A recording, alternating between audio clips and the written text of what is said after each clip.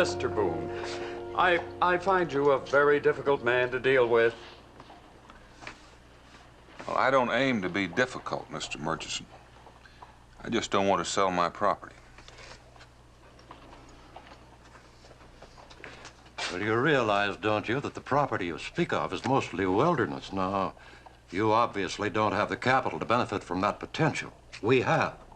Undeveloped land is a sinful waste. Well, according to your lights, I must be the most sinful man in the country.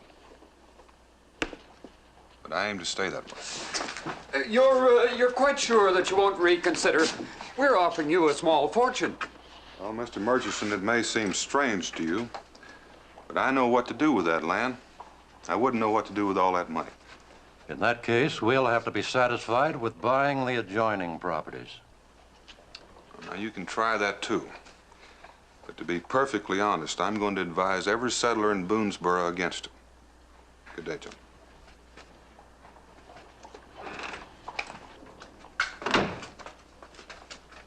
Do you realize that $1 million worth of timberland just walked through that door? Does he really have that much influence with the settlers? I'm afraid he does. They look on him as sort of a demigod, a pillar of strength, and the dispenser of the gospel. And let's get rid of him. Get rid of him? Find a way to discredit him, humiliate him, destroy the image. You destroy the man. Oh, it's been done before. Do you have a plan in mind? Matter of fact, I have. I also have a man in mind who can accomplish it. Another miss. You'll never win a medal with a name like that, Blake. Dots aren't my game.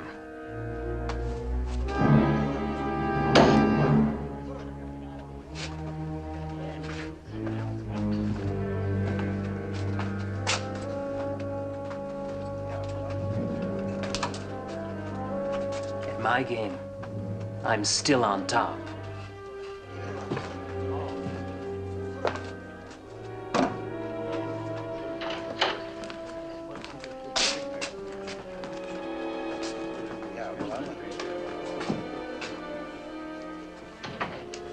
There he is, the big man sitting at the table with his back to the fire. Gentleman Tom Cromwell, former heavyweight champion of the British Empire. And the toast of London. A professional fighter? One of the greatest. According to the records, he's already killed 4 men in the ring with his bare fists, so, I rather imagine he'll be able to face Boone down. Surely you don't think that having Boone defeated in a fight will make him change his mind? Of course not. I merely want him there, in case Boone tries to interfere with what I have in mind. What makes you think he'll cooperate? Reason enough. If he refuses, I can have him sent to prison. Come along. Gentlemen, I'd like to have you meet my partner, Mr. Murchison, Mr. Cromwell, Mr. Blake. I have a job for you two. Oh, and what is it this time? I want you to help me close a land deal. It's a little out of my line, wouldn't you say? I rather think your talents will be equal to the task.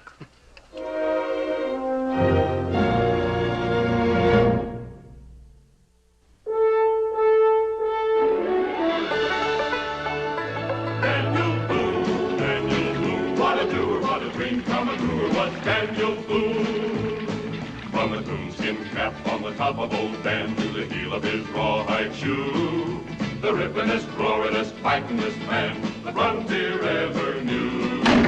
Daniel Boone was a man, yes, a big man, and he fought for America to make all Americans free. What a Boone, what a doer, what a dream come truer was he.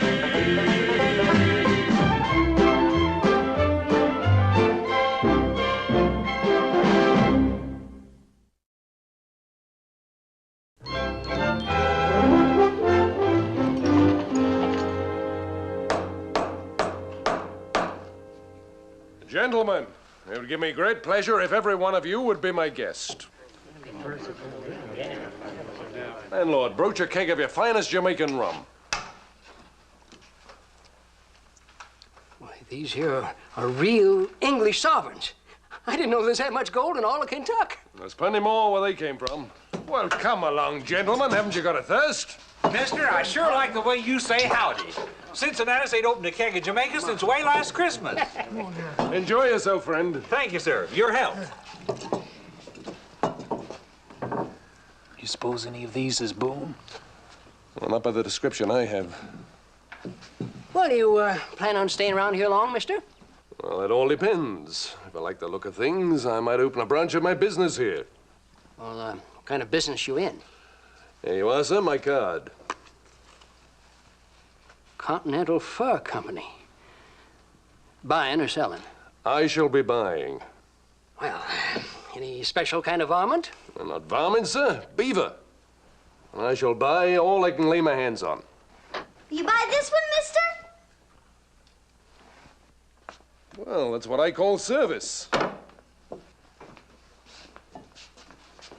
Now, did you really catch that beautiful thing all by yourself? Well, my sister helped me a little bit. Now, don't you go bothering Mr. Cromwell now, Israel. He ain't interested in no mangy old pelt like that. On the contrary, lad. I said I was buying beaver, and that's exactly what I'm gonna do. Blake the money. Yes, sir. Right here. I've seen so much money. There you are, lad. A bright new silver shilling. And I think you'll agree that's a fair price. Criminently. Will you buy another one if I can get it, mister? Lad, I'll bring every one you catch. I better get out of home and tip that trap again. Well, Blake, you better take good care of this until I can make arrangements for further storage. I'll unpack the traps and the other gear while I'm about it. Well, gentlemen, I'll leave the decision up to you. Perhaps you don't like my proposition. You mean to say you're serious about buying unprimed beaver skins? Well, certainly I'm serious. You see, the condition of the fur is unimportant for my purpose. Then, mister, you better stand steady and keep your money handy.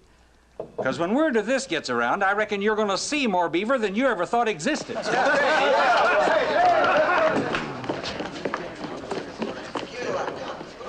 Hey, and fellas, if you run out of traps, I'll furnish all you need. You, sure you know what you're doing, mister? Oh, yes, you can depend on that.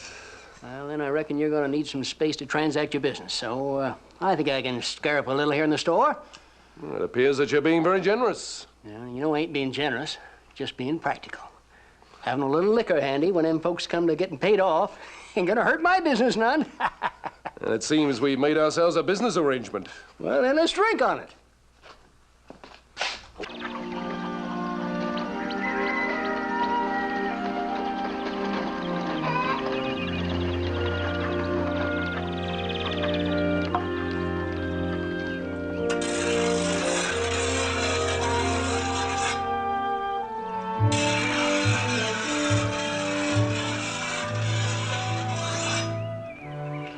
Sharp enough to suit you? Oh, I reckon we got the job done. Dan? Oh, This is Ann Denning, Mrs. Hastings' niece. She's visiting from Philadelphia.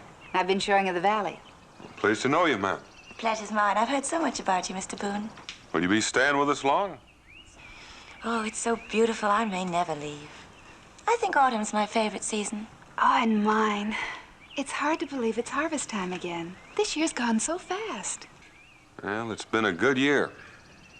Does a man's heart good to see a stand of grain like that. Best crop we ever made. One good thing about it, it'll keep you home until the harvest is done. If I stay here long enough, I'm apt to become a farmer. I know how you feel, but... Pa! Pa! Look what I got! Look what I got, Pa! Israel, where did you get that money? I sold my beaver. You what? I sold my beaver. Mom and me trapped. Well, now, hold on, Israel. You know Cincinnatus wouldn't buy a pelt like that. Cincinnatus did buy it. The other man did. Well, what other man? The man at the fort. Said he'd buy all the beaver I could get, or anybody else. I better find Mama so I can set that trap again. That's the strangest thing I've ever heard. Now, why would anyone do a thing like that? I don't know, but I think I better find out. Oh, Mr. Boone, can I walk back with you? I'm afraid my aunt might think I'm lost. Come right along. Thank you, Rebecca. I can't think when I've had such a nice time. Nor have I. Please come back again.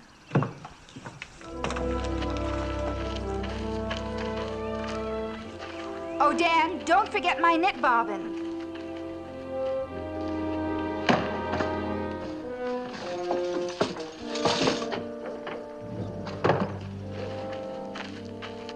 Enter Mr. Daniel Boone. You think that's him? Yes, that's him, all right. He answers the description perfectly.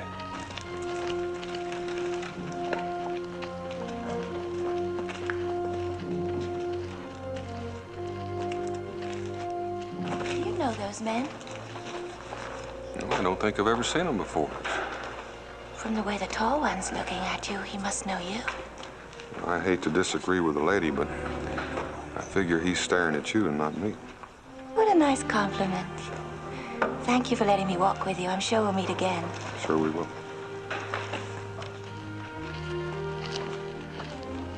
Don't forget your wife's knit bobbin.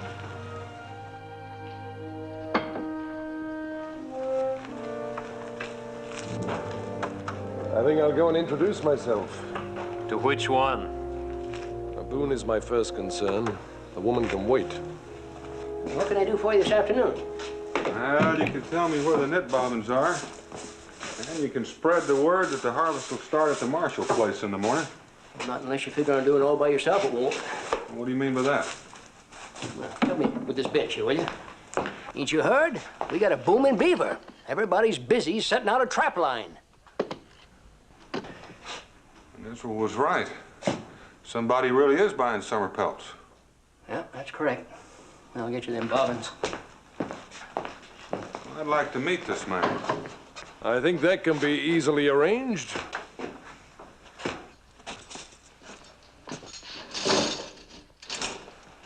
My name's Cromwell, Thomas Cromwell. I take it you're Boone.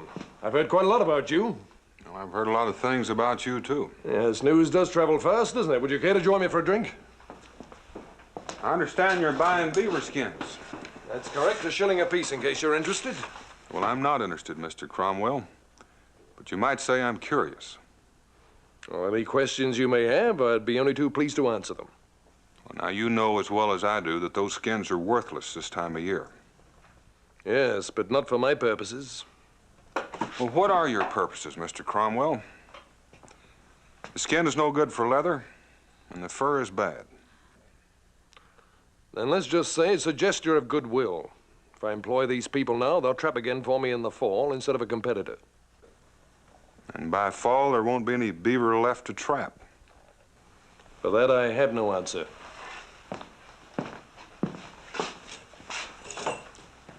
Well, I would think of one, Mr. Cromwell, because a lot of people are going to be asking questions. You are a suspicious man, aren't you, Mr. Boone?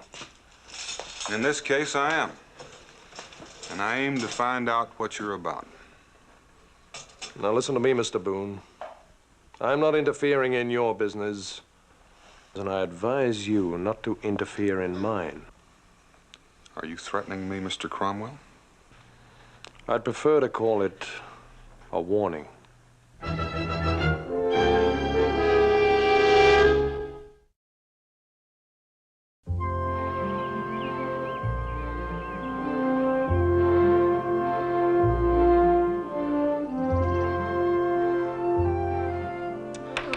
Slow this way. We need more traps. You see, even if we caught a beaver a day, it would take us nearly 3 weeks to earn a gold sovereign. How many shillings in the sovereign? I told you, it takes 20. Well, if we had 2 traps, we could earn 20 shillings in 10 days. And if we had 20 traps, oh, don't you see? We need more traps. Hey, that Mr. Cromwell has a whole bunch of traps. And he said he'd let anybody use them who wanted to. Mima, Israel, haven't you finished your breakfast yet? Israel Boone, you haven't even started. You know how many shillings are in a sovereign, Ma? Yes, and I know how much porridge there ought to be in your stomach. Ma! This goes right here, and here it stays until that bowl is empty, young man. And as for you... Oh, I'm all finished, Ma. Well, that's better. Maybe we can get some chores done around here this morning. Around here? Were you thinking of going to work for some other family? No, it's just a... Well, I thought maybe you needed something from the store. Oh. Well, your father did forget that knit bobbin I asked him to pick up for me yesterday. Oh, we'll go pick it up for you this morning. We? Israel and me. Oh, the two of you for one little knit bobbin. Well, we was gonna ask that Mr. Cromwell. Ow! We're supposed to be eating your porridge, remember? Well, you don't have to break my shin bone. What is between you two? You've been absolutely moony ever since... Oh, Mr. Cromwell. You were thinking of borrowing some more traps from him so you could go into the fur business, is that it? Well, we didn't figure on setting up at a business exactly. It's just in our spare time, kind of.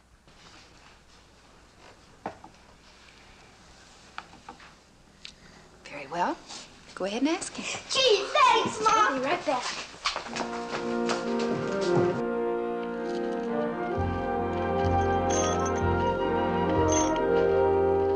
Another few weeks and we'll be finished here.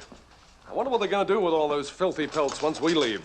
I just hope we get a good head start before they find out what's been happening. Oh, don't fear, we'll have a good enough lead. I'll tell them we're going into Salem to make a deal on the fur. They're gullible enough to believe in that. Unless Boone gets wise. Oh, I'll take care of Mr. Boone. If you don't, I will. Now, you keep that knife of yours up your sleeve where it belongs. I don't want us hunted down by the law for murder. That would be nothing new for you, would it? You shouldn't have said that, Blake. Why shouldn't I? It's true, isn't it? You know I don't like that word, Blake. So don't ever use it lightly. Now, you take your hands off me.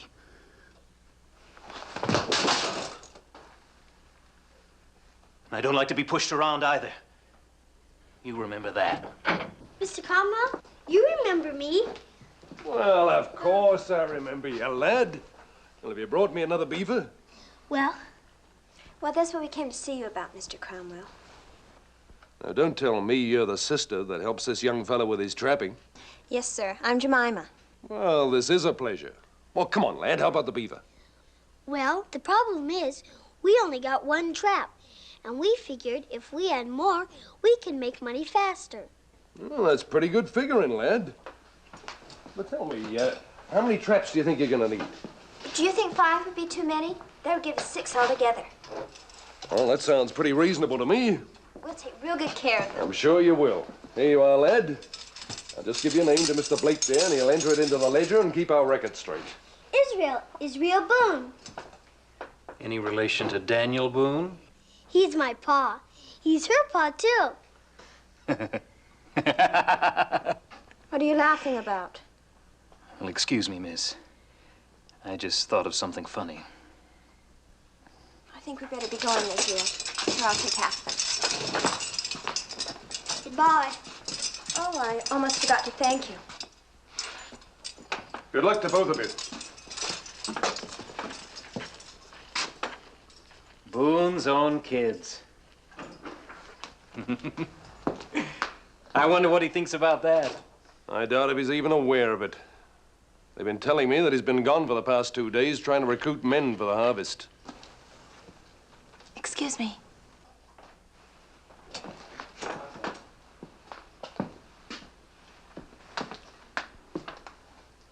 Can I be of any assistance? Oh, I'm afraid not. I was looking for Cincinnatus. I'm afraid he's busy out there in the storeroom at the moment, but can I be of any help, Mrs. Denning, Anne Denning, Mr. Cromwell. You see, I've heard about you. And, it's Miss, not Mrs. Would you care to come in and wait? Oh, thank you. I'll come back later.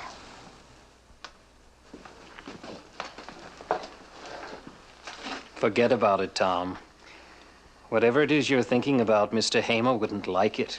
Well, fortunately, Mr. Hamer isn't here. Mr. Hamer isn't as far away as you may think. We're meeting him tonight.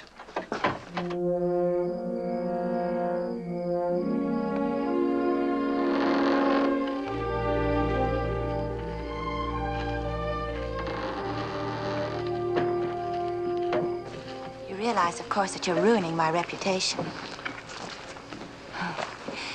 Judging from the way I behaved yesterday morning, you must think me a bold, brazen hussy.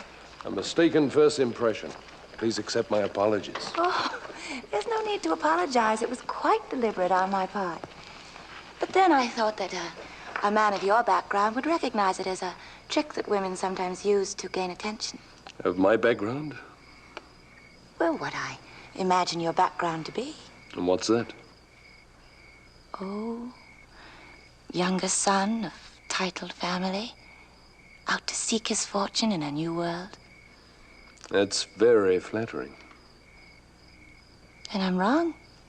And you're not what you seem to be. Must I go on guessing? All we've done tonight is talk about me. That's because I wanted to know more about you. And I want to know more about you. And so, now it's your turn to do the talking. If you knew everything about me, perhaps you wouldn't want to see me again. That's not true. How do you know it isn't? Call it woman's intuition. A highly overrated way of forming an opinion. What are you trying to do? Make me think terrible things about you? I was just trying to make you curious enough to want to see me again, that's all. Well, you've succeeded in that. And I really must go. Tomorrow, then? You can come for supper if you like. There's nothing I'd like better. Good night, Anne. Good night.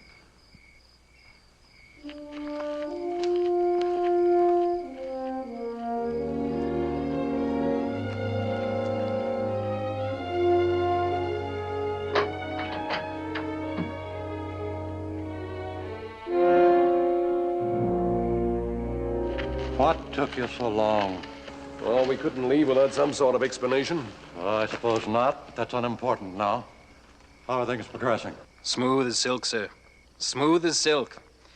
They took one look at the money and swallowed our story, hook, line, and sinker. There's a few of them haven't borrowed extra traps yet, but they'll come around. You can bet there'll be no crops harvested in Boonesboro this year. My word on it. It'll be a hungry settlement before the winter's done. A hungry settlement or an empty settlement, it doesn't matter. Just as long as they'll be forced to sell. You can depend on it. What about Boone? He's away right now trying to recruit men for the harvest. The settlers are paying no attention to him. Without their help, he'll be forced to give in. Well, I want more than that. Then give me time. If I'm to kill Boone, the challenge must come from him first. That was part of our agreement. Oh, yes, of course. Well, I don't care how you accomplish it. I just want Boone dead.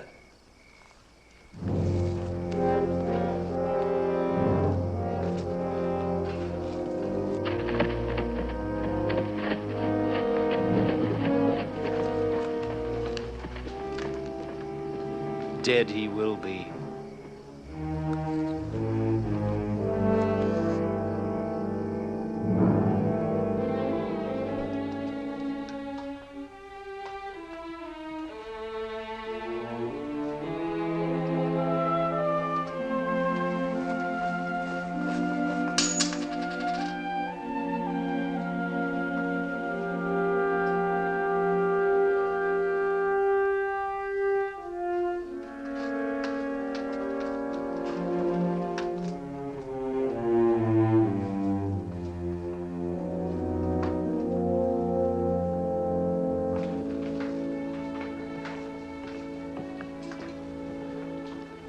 You look awfully tired, dear. And depressed. Want to talk about it? You know, I've talked so much these last 3 days, I'm all talked out. Nobody listened. Almost nobody. Well, darling, greed's a common failing. Perhaps you expect too much of people. I suppose so. This sudden change. I thought I knew the folks we came out here with. Thought they wanted the same thing we want. Our own land, Enough room for our children when they grow up, too. But it appears that's not what they want after all. Mama, what are you doing up? Paul, I heard what you're saying. I'm sorry. I just didn't understand. I'll talk to Israel in the morning. We won't go trapping anymore. No, you're not to blame, Mama. Now, you going up to bed. All right, Paul. Good night, Ma. Good night, dear.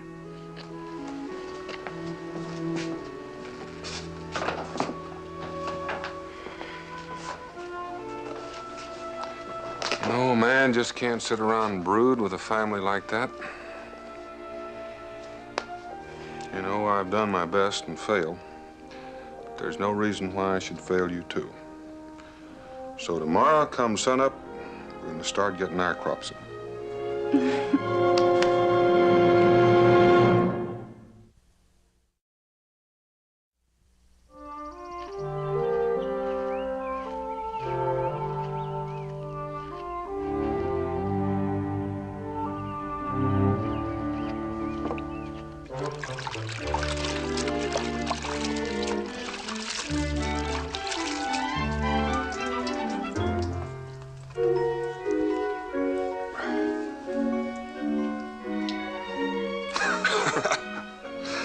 Bingo!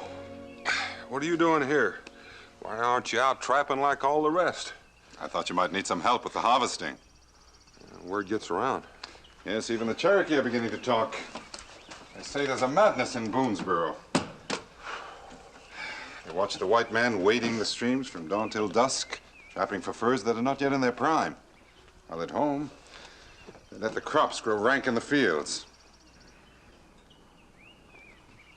A whole summer's labor wasted. They're right about that. You have tried to stop them, Daniel. Well, talking doesn't do much good when somebody else cries goal. Do you have another one of these? Well, now, don't tell me they taught you to use a scythe at Oxford. Well, it wasn't on the regular curriculum, but I learned quickly. Well, now, if you're serious, I reckon Cincinnatus has a few to spare. Nobody else is using them around here. Becky! Yes? Gonna go at the fort and pick up another scythe. Mingo's gonna help with the crops. Be back soon. We'll be ready.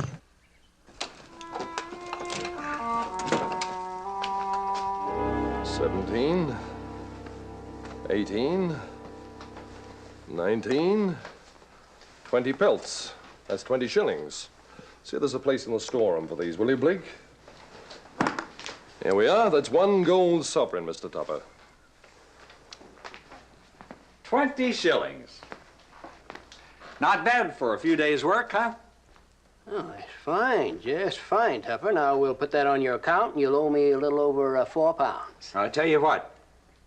I'll put 15 shillings on my bill, and then that'll leave me 5 shillings to buy my friends a drink. Well, I'll tell you what. We'll just put the whole thing on your bill, and your friends can go thirsty.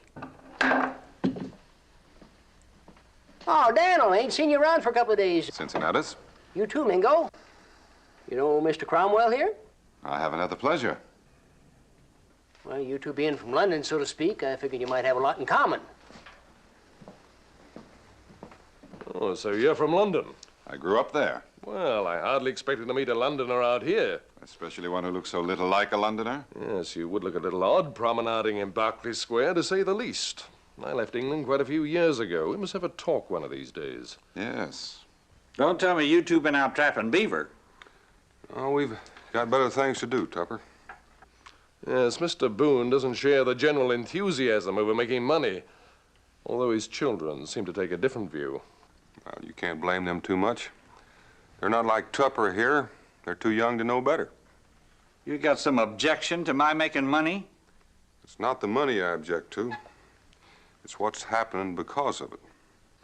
And what's that, may I ask? The crops are not being harvested. Well, is that true, Mr. Tupper? Are you really neglecting your farm merely to run a trap line? Me? Farm? Well, Tupper here's sowed a few wild oats in his time. That's just about as close as he's come to working the land. That's close enough.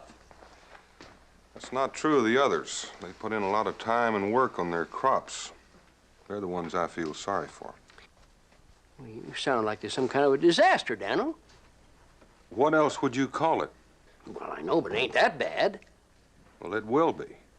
Unless you plan on hauling provisions down the wilderness road in the dead of winter. Now, Daniel, you know that road is not passable in winter? I have an idea Mr. Cromwell knows it, too. You are implying, I take it, that I am making a deliberate attempt to starve out this settlement. I am. Now, why would I want to do a thing like that? I haven't figured that part out yet. And when you have, what do you intend to do about it? I don't know. Cincinnatus, I need 2 hand sickles and a scythe. Well, come on out the storeroom and see what I can do for you.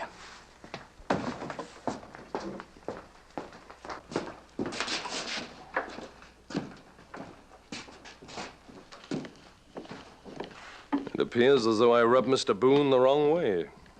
Don't pay him no mind, Mr. Cromwell. He don't own the settlement, even if it is named after him. Well, thank you for your vote of confidence, friend. Yeah, buy yourself a drink. Thank you, Mr. Cromwell. Your health, sir. Looks like you'll have to be the one to pick this fight. Boone isn't going to start it. Well, perhaps it won't even be necessary. Are you welshing on your bargain? I wish I could.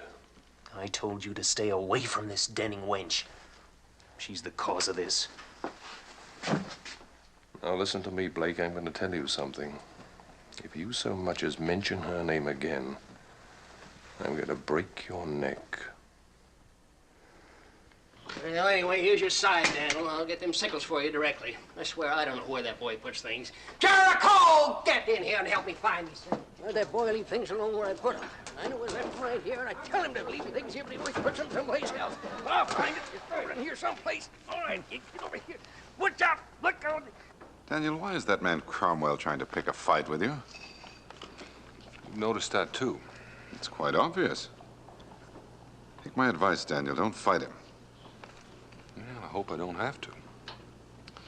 Cromwell. It seems to me that there was a man in London named Cromwell who fought for prize. Well, this man hasn't got the marks of a fighter. If it's the same Cromwell, he was so clever that very few of his opponents were able to land a blow on him. A champion professional fighter. Yes. Champion at one of London's more interesting diversions. 2 men fight with their bare fists until only one of them is left standing. The winner receives a prize in money, but the loser frequently is left crippled or dead. So be careful, Daniel. Do what you must do, but if it comes to a fight, try to have it on your terms, not his.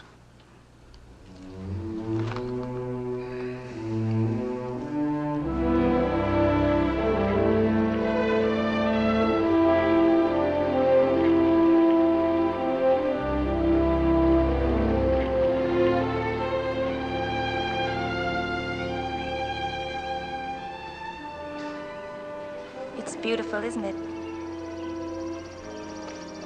You come here often, Anne? No, not often. It's a sort of local trysting place. Well, reserved for courting. Except no one courts. They're too busy trying to keep body and soul together. And our being here would seem to indicate intention on my part. Or on mine. Don't forget, I brought you here. I wish it could be true. Is it so improbable?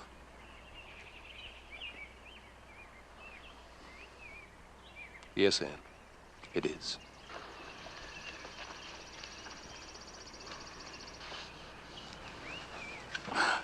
I didn't mean to pry. It's just that I'm interested in you. Interested in what? My way of speech? My manners? My noble bearing? Please don't mock me. I'm not mocking you, Anne. If anything, I'm mocking myself. I wasn't born to the nobility. I was born in the gutter in the slums of London. Well, you've never seen the man, so I can't describe the poverty, the cruelty, the filth. Go on. You either fought to stay alive or you died. No one seemed to care a great deal, one way or the other. I was one of those who fought, and when I grew old enough, I made it my profession. I also gave private instruction to the wealthy. I taught them how to use their bare fists, and they taught me how to behave like a gentleman.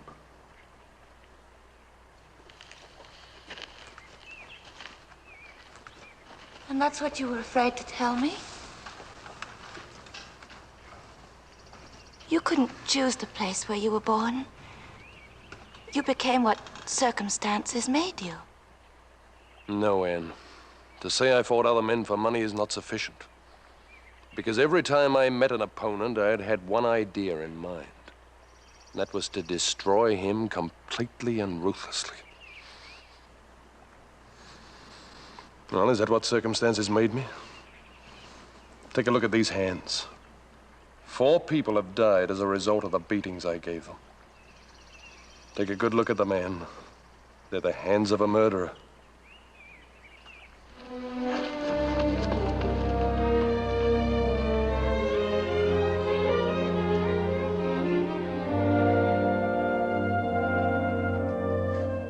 Rewards of honest toil.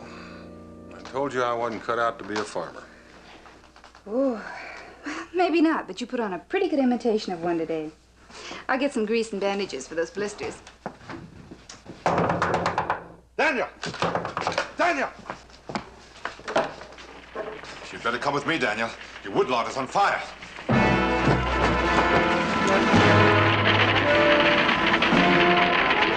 Start a fire break and try to save the crop. May go get an axe.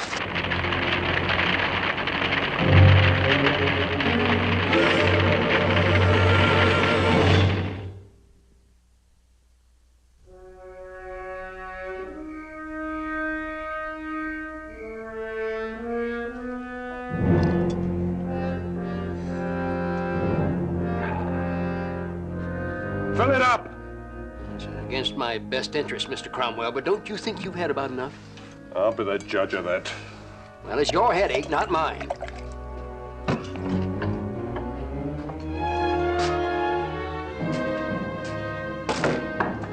Oh, Daniel. What brings you out this time of night? I want to have a talk with Mr. Cromwell here. And you better make it some other time, because right now I'm rather preoccupied. Right now we talk. Don't ever lay your hands on me again. Daniel, whatever in the world got into you? Somebody tried to burn me out tonight. What do you know about it? Burn you out? That's what I said. In that case, I'll excuse your lack of good manners. I said, what do you know about it? I might be a great many things, Boone. But an arsonist, I'm not. That's right, Daniel. He couldn't have done it. He's been here drinking ever since late afternoon. Well, in that case, I apologize, Mr. Cromwell. And now I'm going to ask you for a favor. I never thought of you as being a man who'd ask a favor of anyone. I'm not asking for myself. It's for the whole settlement. You want me to stop buying furs so that you can get your harvest in? 10 days, 2 weeks at the most. I'm sorry, my friend, I can't accommodate you. You can't, or you won't. Any way you wish. The answer's still the same. Now, it seems to me you're being just a little disobliging, Mr. Cromwell, seeing as how you ain't even shipped the pelt you got yet. Well, it ain't as though the world's coming to an end.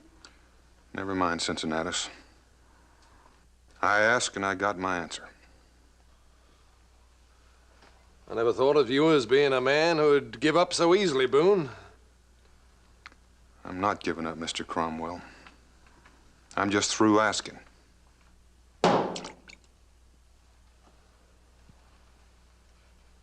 Sooner or later, it was bound to come to this. All right. When would you care to settle it? Any time, any place. Then let's say tomorrow morning at 10. Right here in your town square or whatever you call it.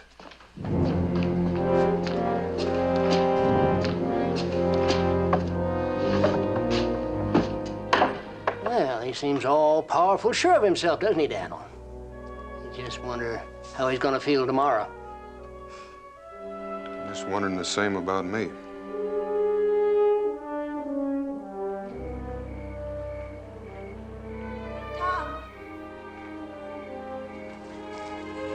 Tom, I thought I might find you here. What do you want? I've come to ask a favor of you. Well, so you've heard about the fight. Tom, for my sake, please don't go through with it. You don't know what you're asking. I'm asking if you care at all for me to put aside this dreadful thing. I have no choice. No choice? Is your pride so great you can't admit when you're wrong? It's not a question of being right or wrong. It's a question of going to prison. Prison? Yes, prison. There was one fight and one killing I didn't tell you about because it didn't happen in the prize ring. A man attacked me with a knife, and I had to kill him in self-defense. And unfortunately, there was only one witness. And he will never tell the truth in court. Why won't he? Because I'm too valuable. You see, I do his dirty work, like getting rid of Boone. And that's your excuse to kill another man? The only law I know is the one of self-preservation. Now, why don't you forget you ever knew me and go home? Tom. I said go home.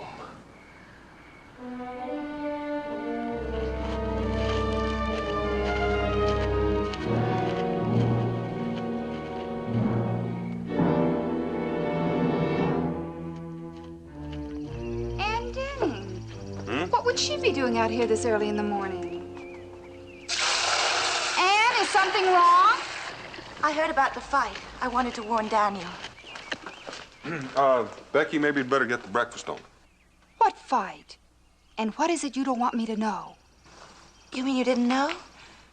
It's all over the valley. I thought... Oh, I am sorry, Daniel. Don't fret. I was going to tell you after. Well, that's just fine. So I think you better tell me now. Well, it seemed to be only one way to get the menfolk around here to stop trapping long enough to get the harvest in was to make Cromwell stop buying up pelts for a while. So you came to an agreement. You're going to fight to make him stop? Well, it appears to be the only way to get it done. But you mustn't fight him, Daniel. That's what I came here to tell you. He isn't an ordinary man. Becky, I sure would like to have some breakfast before I go to the fort. Not until I know what this is all about. All right, Anne. He used to fight for prize in England. Is that what you wanted to tell me? It's more than that. He's very dangerous. He told me that he's killed men with his bare hands. Dan. Well, it isn't like I didn't know what I was up against, Becky. I'll be all right. I want to thank you for wanting to help. I don't know if I wanted to help you, Daniel, or if I wanted to keep Tom from fighting again. He means something to you? He was beginning to mean a great deal to me, and then he told me what kind of a man he was, and I thought I would never want to be near him again, and now I don't know. Why don't you stay here with Becky, Ann? She's pretty good at helping people get their feelings sorted out. You're going to go then?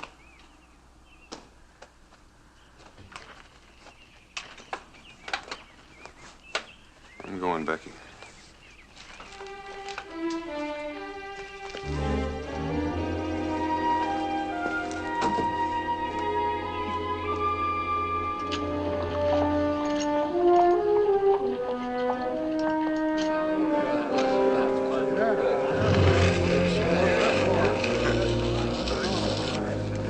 Now, you understand the purpose of the line, I suppose? One of us is down. We both have to toe the line again before we start fighting. Around here, we call it coming up to scratch. Well, that's only a part of it. The rest of it is this. If you don't get back to the line by the count of 10, I win by default. And of course, I may try to prevent you from ever reaching the line. By fair means or foul, huh? Fair will be sufficient. Naturally, the same rules apply should you be able to knock me down. Whoever would think it might come out that way.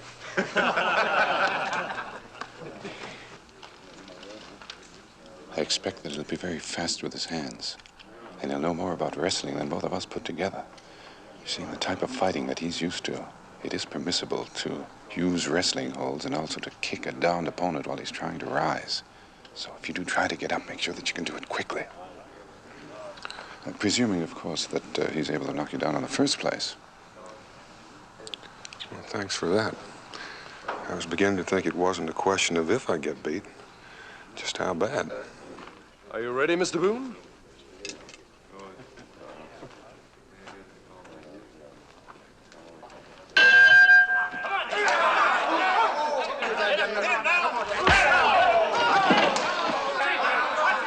Daniel, come on, get up, get up.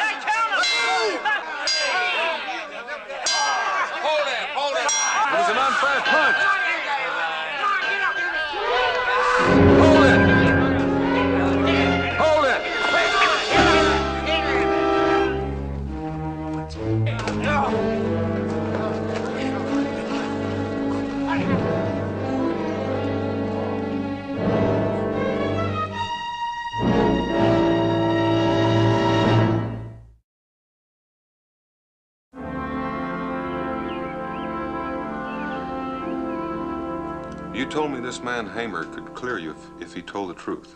Yes, I did. I just might be going along to Salem with you. Hiring a man to commit murder is a serious offense. If I agreed not to press charges, perhaps Hamer and I could come to some arrangement. Oh, you don't owe me that. We owe you a great deal more than that. After all, that knife was meant for Dan. Well, thank you both. You're more than generous. Ann? Let me know when you're going to leave for Salem.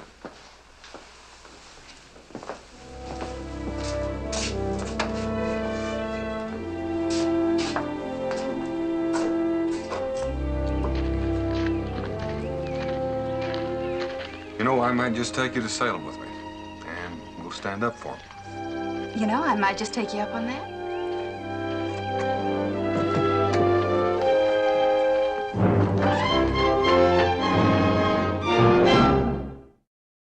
Daniel Boone was a man, yes, a big man, with an eye like an eagle and as tall as a mountain was he.